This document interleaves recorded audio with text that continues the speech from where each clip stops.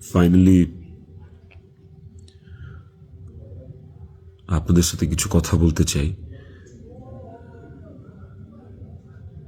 আমি আসলে কখনোই চাই নাই যে মানুষটা পৃথিবী থেকে চলে গেছে সেই মানুষটাকে নিয়ে খুব বেশি বড় কোনো কনভারসেশন আপনাদের সাথে করতে। আমার ওয়াইফ ইকরা, ওই যেহেতু পৃথিবীতে নাই, ওরে নিয়ে এত ক্লিয়ারিফিকেশন, ওকে নিয়ে এত কনভারসেশন আমার কাছে মনে হয়েছে যে দরকার নাই। আমি বরাবরই আমার সংসারের ব্যাপার, আমার ঘরের ব্যাপার আমি ঘরে রাখতে পছন্দ করি। সেই জায়গা থেকে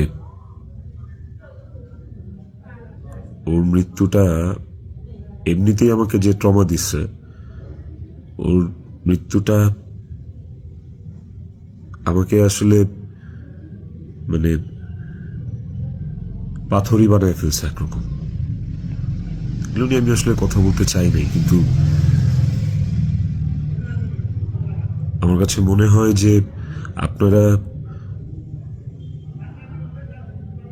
গল্পের একটা পাতা পড়েই পুরো গল্পটাকে জাজ করতেছেন।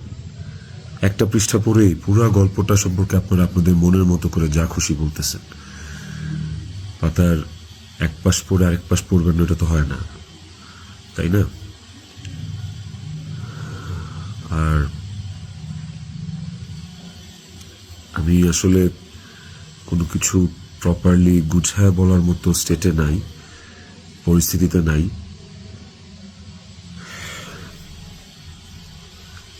আপনাদেরকে আমি কয়েকটা কোয়েশ্চেনের অ্যান্সার দেওয়ার জন্য আসলে ভিডিওটা করতেছি,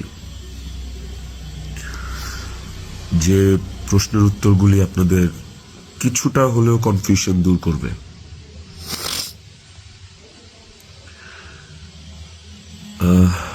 শেষ প্রশ্নটা থেকেই আসি আপনাদের।